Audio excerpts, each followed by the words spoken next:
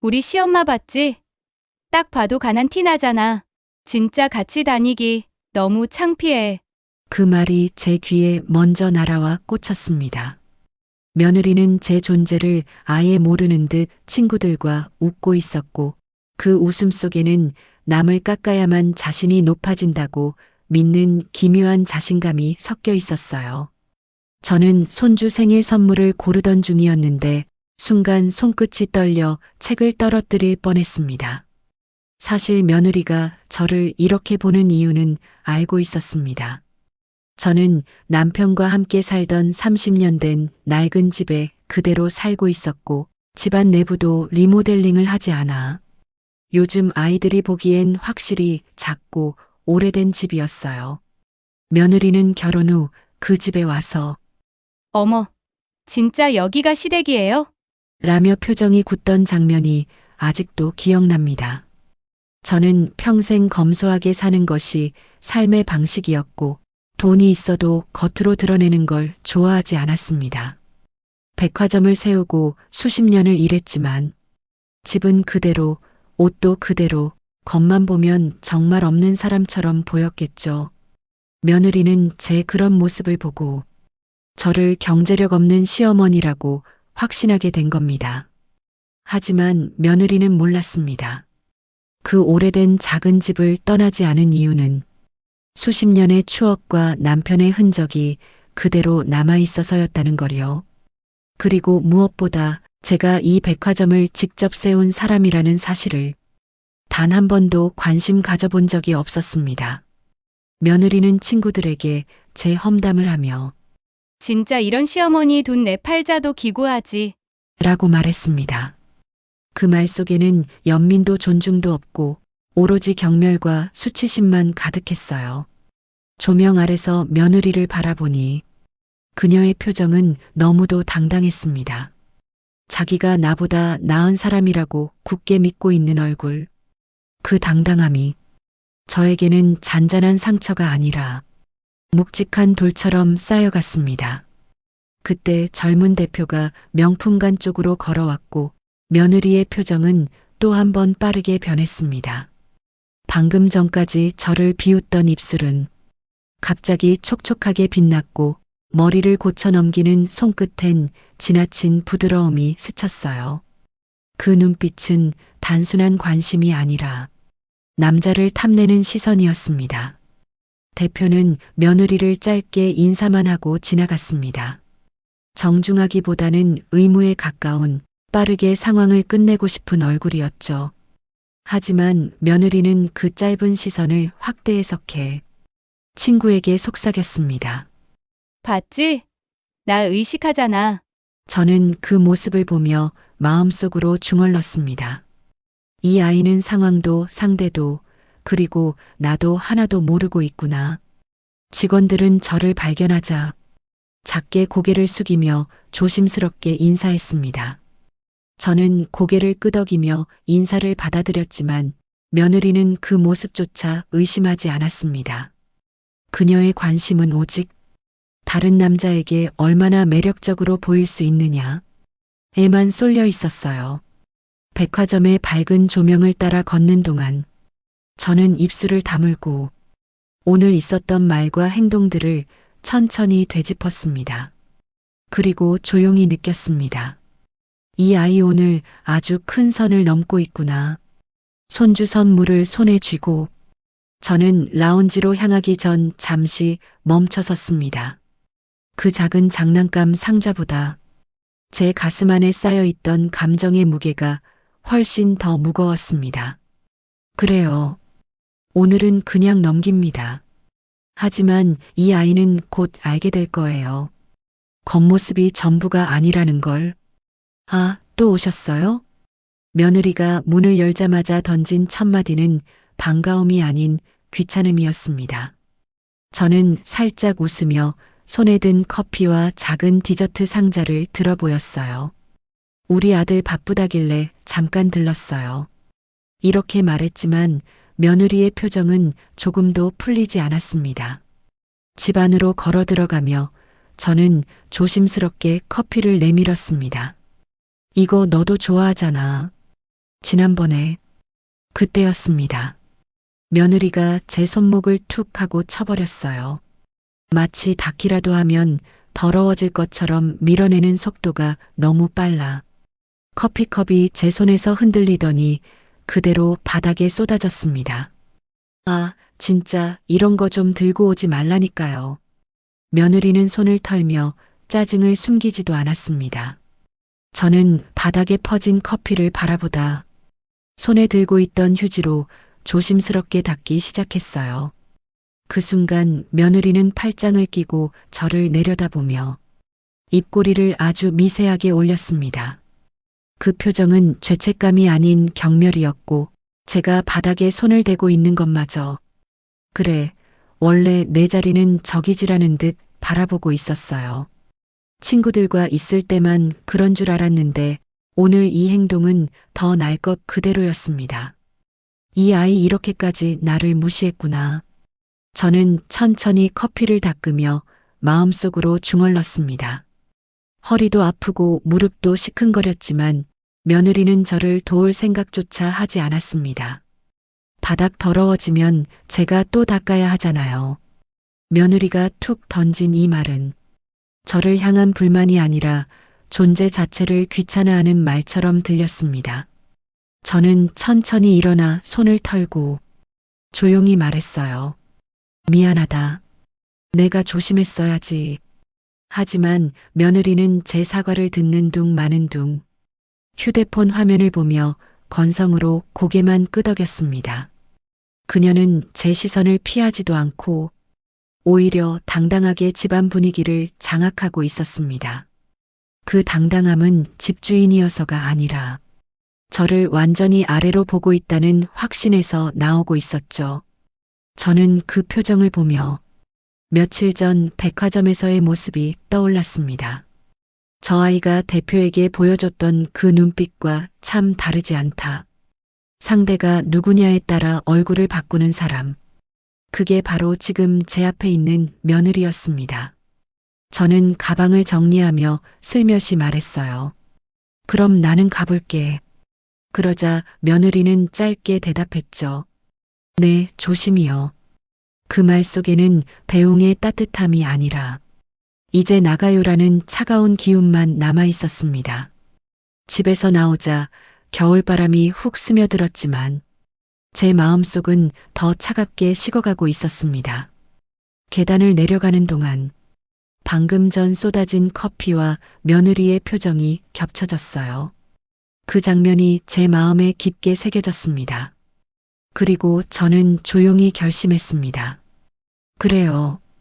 오늘까지는 봅니다. 하지만 다음은 없어요. 회장님, 오랜만에 뵙습니다.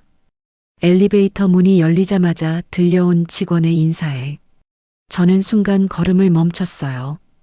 평소처럼 조용히 들르려 했지만 오늘은 어쩐지 모든 움직임이 더 선명하게 느껴졌습니다.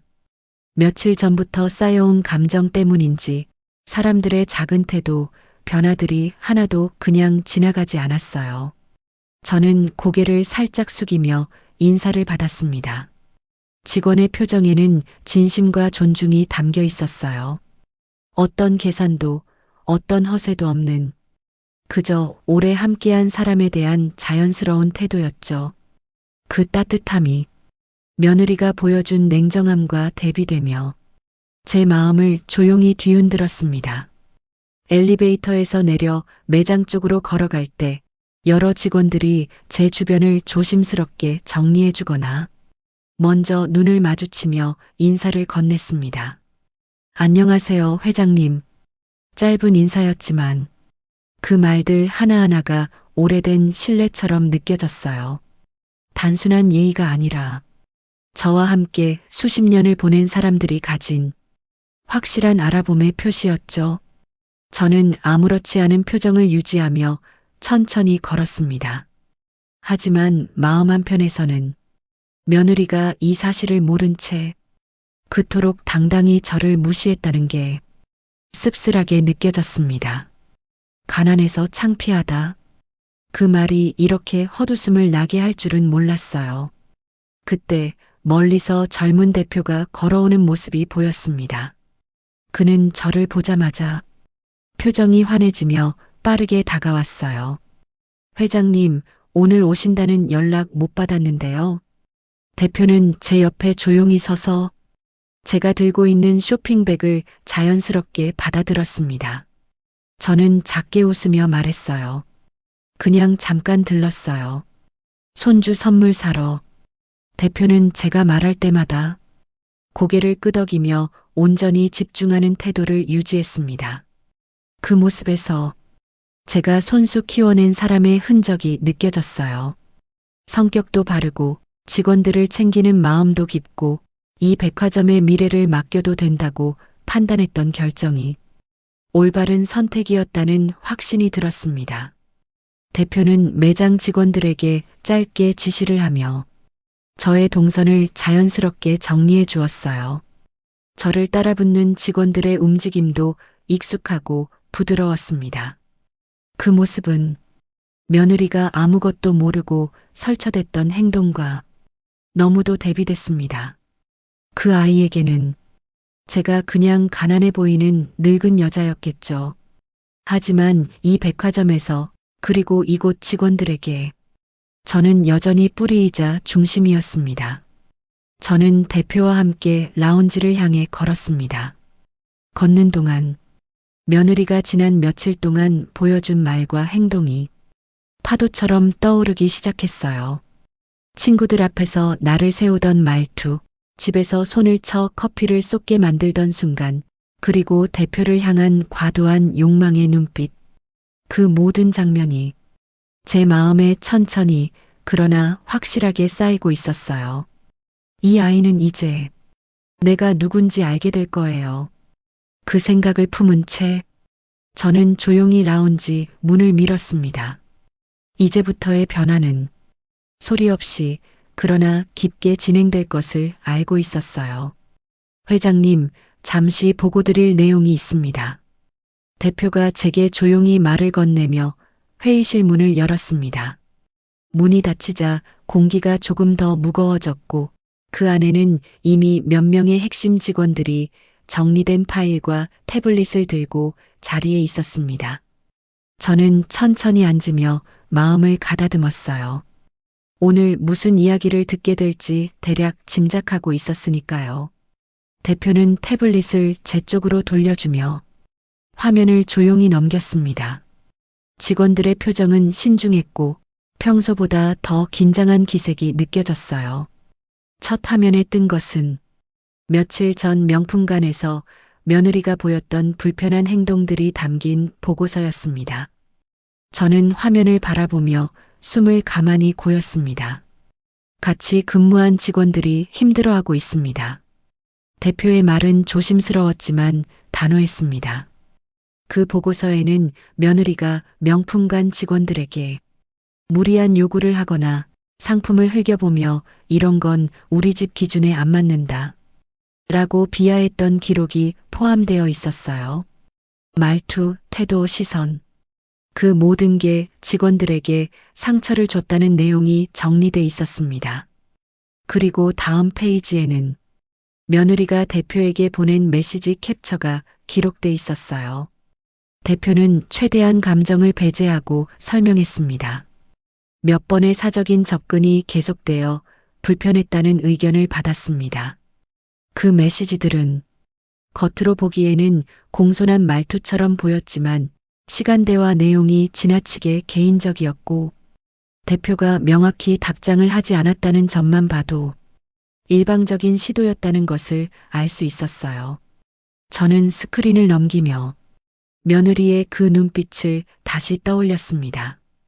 백화점에서 대표를 향해 보내던 그 음울할 정도의 욕망 어린 시선. 이 아이는 정말 위험한 길로 가고 있었구나. 그 생각이 제 마음에 그림자처럼 내려앉았습니다. 다음으로 넘어간 보고서에는 직원들이 느낀 불편함에 대한 짧은 의견들이 담겨 있었어요. 고객이지만 기본 예의를 지켜주셨으면 좋겠다. 직원들을 너무 아래로 취급하십니다. 대표님을 불편하게 만드는 행동이 반복됩니다. 저는 그 문장들을 읽으며 단순한 오해가 아니라 누적된 고통이라는 걸 깨달았습니다. 대표는 제 반응을 살피며 조용히 말을 이었습니다. 회장님, 내부 분위기를 위해서라도 조치가 필요할 것 같습니다. 그 말의 속뜻을 저는 이미 알고 있었어요.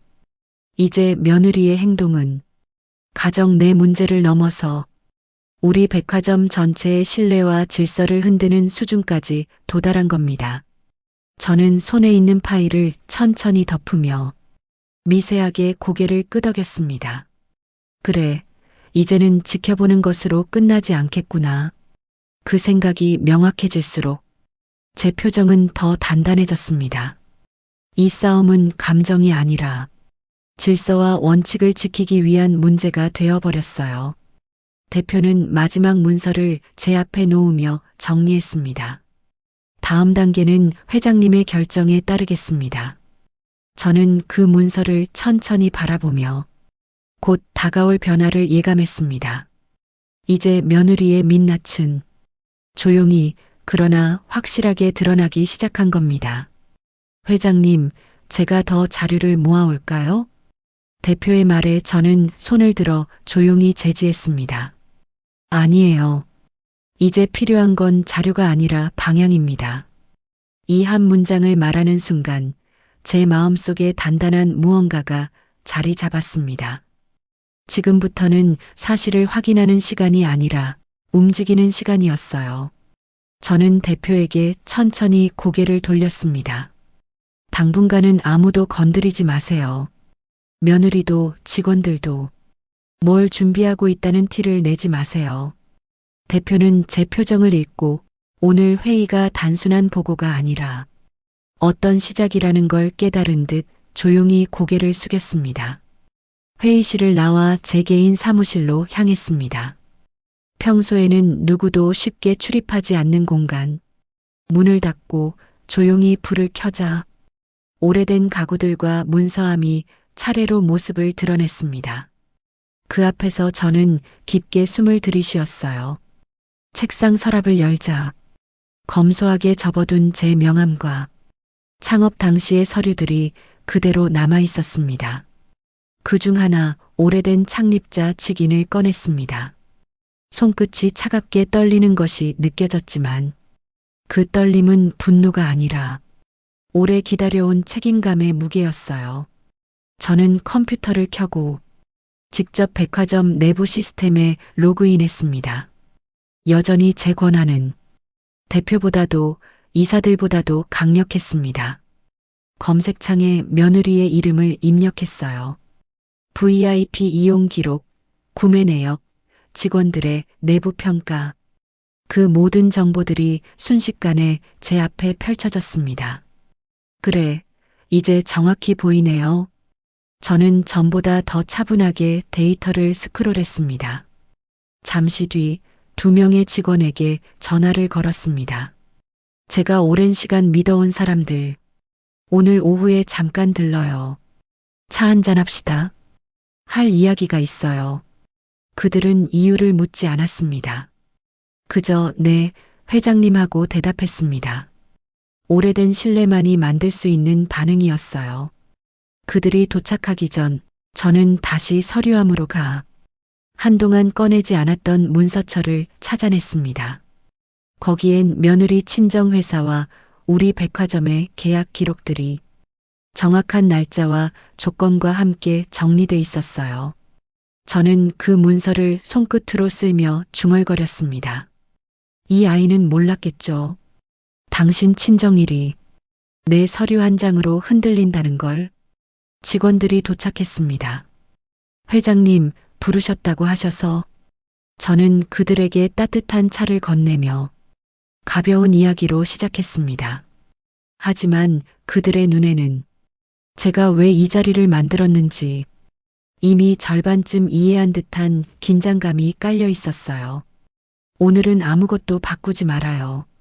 제가 말하자 직원 한 명이 눈을 크게 뜨고 저를 바라봤습니다. 그 대신 잘 지켜봐요. 누가 누구에게 어떻게 대하는지 그들은 말없이 고개를 끄덕이며 나갔습니다. 저는 창밖을 보며 며느리의 행동을 떠올렸습니다. 백화점에서의 비웃음, 집에서 커피를 쏟게 만들던 손짓, 대표를 향한 위험한 눈빛. 그 모든 장면이 조용히 제 마음속에서 하나의 흐름으로 연결되고 있었어요. 그리고 저는 아주 천천히, 거의 속삭이듯 마음속으로 말했습니다. 이제 준비는 끝났어요. 그날 사무실 문을 닫을 때 어떤 소리가 들리는 것 같았습니다. 작은 균열이 생기며 천천히 벌어지는 소리. 폭풍은 원래 조용히 만들어야 오래 갑니다. 야, 오늘은 내가 쏠게. 우리 시엄마 덕분에 받은 용돈이 좀 있거든. 며느리가 친구들을 데리고 백화점 카페로 들어서는 순간 저는 멀찍이 서 그 소리를 그대로 듣고 말았습니다. 그녀는 제가 준 손주 용돈 봉투를 마치 자기 경제력의 증거라도 되는 듯 흔들고 있었어요. 나는 그 봉투 속의 돈이 손주가 좋아하는 간식과 책을 사라고 건넨 거였다는 걸 알고 있었지만 며느리에게는 그저 친구들 앞에서 자랑할 수 있는 카드일 뿐이었죠. 친구 셋과 함께 앉은 며느리는 카페 직원에게도 불편한 표정을 지으며 손짓을 했습니다. 이거 말고 다른 원도 없어요? 우리 입맛에 맞는 게 없는데? 그 말투에는 배려 같은 건 없었고 점잖게 말하는 척하면서도 상대의 자존심을 건드리는 독한 힘이 있었습니다. 직원은 당황한 기색을 숨기려 애쓰며 메뉴판을 다시 설명했지만 며느리는 친구들을 향해 피식 웃으며 말했죠. 봐봐, 역시 서비스가 이래. 저는 카페 입구 쪽 자리에 앉아 그 상황을 멀리서 지켜보고 있었습니다. 직원들의 표정은 날이 갈수록 더 지쳐 있었고 며칠 전 회의에서 들은 보고서들이 머릿속에서 자연스럽게 이어졌습니다. 그때였습니다. 며느리 일행 쪽에서 갑자기 유난히 큰 웃음소리가 들리기 시작한 건 헐, 너 대표님이랑 또 마주친 거야? 친구 중 한 명이 묻자 며느리는 기다렸다는 듯 눈을 반짝이며 말했습니다. 어제? 당연하지. 아, 그 사람 진짜 눈 맞추는 게 달라. 내가 좀 매력 있잖아. 저는 그 말을 듣는 순간 손에 들고 있던 컵을 아주 천천히 내려놓았습니다. 친구들은 비명을 지르며 떠들어댔고 며느리는 점점 더 자신감에 찬 표정으로 말을 이어갔습니다. 남자들은 다 알아봐. 시엄마처럼 없어 보이는 스타일 말고 나처럼 꾸미고 다녀야 시선이 오는 거지. 저는 그 말을 듣고 마음 한가운데가 무언가 뻣뻣하게 굳어가는 걸 느꼈습니다. 하지만 이건 아직 무너짐이 아니라 전조에 불과하다는 걸 알고 있었죠. 오늘 일은 그녀가 완전히 처음으로 사회적 관찰 아래 놓인 순간일 뿐이었습니다. 그리고 진짜 문제는 그 다음에 일어났습니다. 카페 직원이 음료를 가져와 테이블에 놓으려는 순간 며느리는 휴대폰 화면을 보며 직원 손을 툭 밀치는 바람에 뜨거운 라테가 테이블에 쏟아지고 말았어요. 컵이 흔들렸고 커피가 며느리 옷에 조금 튀자 그녀는 소리를 질렀습니다. 아, 뭐 하는 거예요? 서비스 이게 맞아요. 직원은 깜짝 놀라 얼어붙었고 카페 안의 고객들은 하나둘씩 고개를 들고 상황을 지켜봤습니다. 친구들도 당황한 기색이 역력했지만 며느리는 오히려 더 소리를 높이며 말했습니다. 아니, 제가 얼마나 중요한 사람인지 알아요? 이 백화점 대표님이랑도 알고 지내는데 그 순간이었습니다.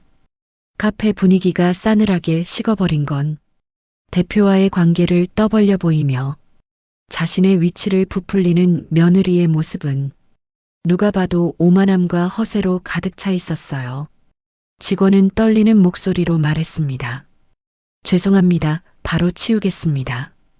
저는 그 장면을 보며 커피 잔을 양손으로 감쌌습니다. 이 상황은 제가 만든 것이 아니었습니다. 그냥 자연스럽게 며느리가 드러난 것뿐. 그리고 오늘 벌어진 일들은 제가 준비한 판이 아니라 그녀가 스스로 판을 벌이고 있는 자해의 무대였어요. 친구들이 서로 눈치를 보며 이건 좀 하고 속삭이는 소리가 들려왔습니다. 며느리는 그조차 눈치채지 못한 채 여전히 큰 소리로 직원에게 뭐라고 하고 있었죠. 저는 그 장면을 보며 마음속으로 말했습니다. 그래요, 이제 시작이네요. 오늘은 첫 무너짐이 아니라 앞으로 다가올 강한 폭풍을 위한 아주 작은 균열일 뿐이었습니다. 아침 일찍 저는 아들에게 전화를 걸었습니다. 오늘 둘 다 시간 좀 비워라. 백화점에서 필요한 걸 사주고 싶다. 아들은 잠시 망설이더니 조용히 대답했습니다. 엄마, 정말 괜찮아? 그래. 오늘은 그래야 할 것 같아. 그 말에 아들은 더 묻지 않았습니다. 그 아이는 무엇이 벌어질지 어렴풋이 알고 있었겠죠. 하지만 며느리는 아니었습니다. 집에서 나올 때부터 며느리는 들떠 있었습니다. 어머니, 오늘 진짜 뭐 사주실 건데요? 가방? 코트? 저는 부드럽게 웃으며 말했어요. 백화점 가서 천천히 보자. 그 한마디에 그녀의 눈은 금세 반짝였습니다. 마치 오늘이 자기 인생의 보상이라도 되는 듯 그 우쭐한 표정을 보며 그래, 오늘은 내가 준비도 못한 무대를 보게 될 거다. 라는 생각이 제 마음을 천천히 채워갔습니다. 백화점 정문에 도착하자 입구에 서 있던 직원이 저를 보자마자 허리를 깊게 숙이며 말했습니다. 어서 오십시오, 회장님. 며느리는 발걸음을 멈추고 그 직원과 저 사이를 번갈아 바라봤습니다. 회장님? 그녀의 목소리는 놀람보다도 두려움에 가까운 떨림이었습니다. 그러자 제 옆에서 아들이 조용히 말했습니다. 당황하지 마. 엄마 원래 여기 회장님이야. 뭐라고요? 며느리의 얼굴은 그 순간 완전히 굳어졌습니다. 아들은 차분하게 덧붙였습니다. 엄마가 밖에서는 절대 자신을 드러내지 말라고 해서 나도 말 안 하고 있었던 거야. 엄마 원래 이런 분이셔. 며느리는 말없이 저를 바라봤습니다. 그 눈에는 수년간의 오해가 한순간에 뒤집히는 충격이 그대로 담겨 있었어요. 저는 그저 고개를 돌려 말했습니다. 올라가자. 오늘 볼 게 많다. 엘리베이터 문이 열리자 대표가 직접 서 있었습니다. 그는 저를 보자마자 급히 다가와 정중히 허리를 숙였습니다. 회장님, 준비해 두었습니다. 그래, 올라가자. 대표는 저보다 반걸음 뒤에서 조심스럽게 동행했습니다. 전층을 지나칠 때마다 직원들이 일제히 인사를 했고 며느리는 그 모습을 그저 멍하니 바라볼 뿐이었어요. 라운지 문이 열리자 탁 트인 VIP 공간이 보였고 대표가 가장 좋은 자리에 저를 앉혔습니다. 며느리는 그 옆에서 초조하게 서 있었습니다. 저는 의자에 가만히 기대며 말했습니다. 대표님, 준비한 것 보여주세요. 대표는 태블릿을 켜서 며느리와 아들 앞에 천천히 내려놓았습니다. 첫 번째 화면은 며칠 전 카페 CCTV 영상이었습니다. 직원에게 손을 밀치고 커피가 쏟아지고 고개를 들고 소리를 지르던 며느리의 모습이 크게 확대되어 재생되기 시작했죠. 아, 저건 그게 아니라 며느리는 당황해 숨을 거칠게 몰아쉬었습니다. 아들은 영상에서 눈을 떼지 못한 채 입술을 세게 깨물었습니다. 대표는 차분하게 말했습니다. 해당 직원은 이후 상처받은 상태로 고객응대를 어려워했습니다. 다음 화면으로 넘어가자 명품관에서 직원들에게 무례한 태도로 굴던 장면이 이어졌습니다. 이런 건 우리 집 수준엔 안 맞네. 어디 좀 성의 있게 가져오시지. 며느리의 목소리가 VIP 라운지에 적나라하게 울렸습니다. 며느리는 울먹이며 변명했습니다. 아오해요. 전 진짜 저는 조용히 그녀의 말을 끊었습니다. 아직 끝나지 않았어. 다음 자료는 대표에게 보낸 개인 메시지였습니다. 밤 11시가 넘은 시간에 대표님 오늘 힘들었죠? 지난번에 뵌 슈트 정말 잘 어울리셨어요. 혹시 시간 되시면 차 한 잔. 아들의 얼굴이 붉게 달아올랐다가 다시 새하얗게 식었습니다. 이건 뭐야? 아들의 목소리는 처음엔 떨렸지만 금세 단단하게 굳었습니다. 며느리는 급히 손을 내저었습니다. 오해예요. 진짜 오해예요. 그냥 예의상. 하지만 대표가 말했습니다. 저는 응답하지 않았습니다. 업무적으로도 문제라고 판단했고 회장님께 보고드렸습니다. 라운지 문이 열리고 며느리에게 커피를 쏟은 직원이 조심스럽게 들어왔습니다. 그는 눈을 내리깔고 말했습니다. 저 직원이 잘못한 게 아닙니다. 부딪힌 건 고객님이 먼저 손을 밀어서 며느리는 그제야 바닥에 주저앉았습니다. 손이 떨리고 숨도 가빠졌습니다. 저는 조용히 자리에서 일어났습니다. 그리고 아주 천천히 그 아이 앞에 섰습니다. 내가 그렇게 무시하던 그 가난해 보이는 시어머니가 이 건물을 세운 사람이야. 며느리는 고개를 들지 못했습니다. 내가 손가락질하던 그 집, 그거 내 선택이야. 겉모습으로 사람 판단한 건 너고. 아들은 천천히 아내를 바라보며 말했습니다. 우리 이제 여기서 끝내자. 그 말은 라운지 안의 모든 공기를 멈추게 했습니다. 며느리는 울먹이며 아들의 바지자락을 붙잡았습니다. 여보 제발. 하지만 아들은 고개를 저었습니다. 엄마한테 한 말, 직원한테 한 행동, 대표한테 보낸 메시지. 다 봤어. 이제 돌아갈 길이 없어. 저는 조용히 등을 돌리며 천천히 라운지 문 쪽으로 걸었습니다. 그리고 속으로 말했습니다. 이게 내가 만든 결말이야.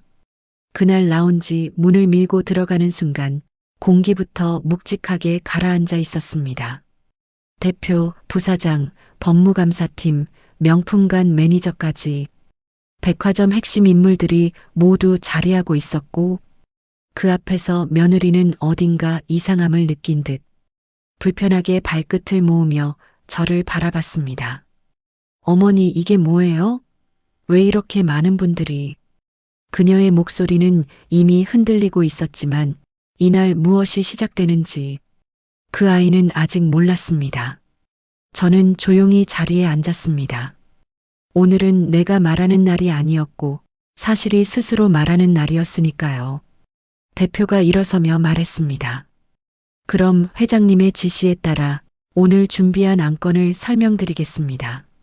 며느리는 당황한 얼굴로 아들을 보았지만 아들은 굳은 얼굴로 고개만 끄덕였습니다. 대표는 첫 번째 서류를 들어보였습니다. 첫 번째 안건, 상사 며느리 친정에 본 백화점 입점 전 지점 계약을 금일부로 전면 해지합니다. 며느리는 자리에서 벌떡 일어났습니다. 네, 해지요? 왜요? 아니, 이건 우리 집. 대표는 굳은 얼굴로 이어 말했죠. 계약 조건 위반, 허위 청구, 직원 상대 강압적 태도, 내부 감사 결과 재계약 불가 판정입니다. 법무팀장이 서류를 며느리 바로 앞에 내려놓았습니다. 그 위에는 선명한 글자가 적혀 있었죠. 회장 직권 해지. 그 도장은 제 도장이었습니다. 대표는 두 번째 서류를 들었습니다. 두 번째 안건, 내부 규정 위반이 다수 확인되어 며느님 개인에 대한 백화점 전 구역 출입 금지 및 VIP 등급 박탈 처분을 시행합니다. 며느리는 숨을 삼키며 외쳤습니다. 저는 여기서 얼마나 써줬는데요. 제가 이 백화점에 얼마나. 명품관 매니저가 조용히 말했습니다. 규정에 따른 조치입니다. 며느리는 그제야 주변의 눈빛을 느끼기 시작했습니다. 그때 스크린이 켜졌습니다. 법무팀장이 버튼을 눌렀고 며칠치 CCTV가 재생되기 시작했습니다. 직원에게 손을 밀고 커피를 쏟고 비웃고 대표에게 문자 보내던 모습, 허위 결제 장면, 모든 게 적나라하게 나왔습니다. 그만, 제발 그만 틀어요. 그녀의 비명은 라운지 전체를 울렸습니다. 하지만 이게 끝이 아니었습니다. 라운지 문이 열리며 정장 차림의 형사 2명이 들어왔습니다. 피의자 씨, 부정결제 및 사기 혐의로 체포하겠습니다. 며느리는 그대로 무릎을 꿇었습니다. 어머니 제발 저 좀 살려주세요 제발. 저는 그 아이를 잠시 바라보다 조용히 말했습니다. 지금의 상황은 내가 만든 결과야. 형사가 그녀의 양쪽 팔을 붙잡아 일으켰고 며느리는 끌려가며 절규했습니다. 여보, 여보, 나 좀 말 좀 해줘. 하지만 아들은 움직이지 않았습니다. 그저 깊게 고개를 숙이고 천천히 말했습니다. 우리 여기까지 하자. 그 말이 며느리에게 마지막으로 닿았고 그녀는 비명을 남긴 채 라운지 밖 복도로 사라졌습니다. 라운지 안은 숨도 크게 쉬지 못할 만큼 조용해졌습니다. 직원들은 하나둘씩 정리하며 저에게 깊이 인사하고 퇴장했습니다. 아들은 여전히 자리에 앉아 얼굴을 2손으로 감싸고 있었습니다. 엄마, 나 정말 몰랐어. 엄마가 이렇게까지 혼자 다 버티고 있었던 걸. 그 목소리는 떨렸고 그 아이의 어깨는 작게 흔들리고 있었습니다. 저는 그의 옆에 앉아 손등을 가볍게 쓰다듬었습니다. 괜찮다. 내 잘못 아니야. 아들은 눈물 고인 얼굴로 제 손을 잡았습니다. 그 아이의 마음이 이제야 무너지고 있었다는 것을 저는 느낄 수 있었어요. 라운지 창 밖으로 천천히 시선을 옮기며 저는 아주 조용히 마음속으로 말했습니다. 겉모습만 보고 사람을 깔보면 언젠가는 그 대가를 똑같이 돌려받게 돼요.